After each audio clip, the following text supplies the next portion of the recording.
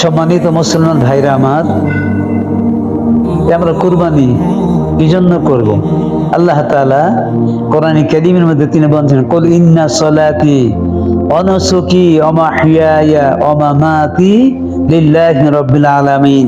নবী আপনি বলেন, আমার কুরবানি, আমার নামাজ, আমার কুরবানি, আমার জীবন, আমার মৃত্যু, যা কিছু আছে সব কিছু একমাত্রই আমি আল্লাহ তাআলার সন্তুষ্টির জন্য করতেছি।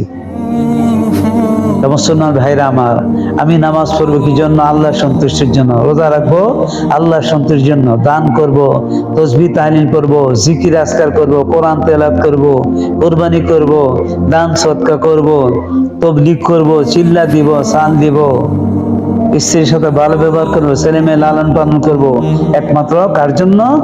আল্লাহর সন্তুষ্টির জন্য। আর আল্লাহর সন্তুষ্টির জন্য বান্দা যখন আমল করবে, ওই আমলকে আল্লাহ তাআলা কবুল আর মঞ্জুর করবেন।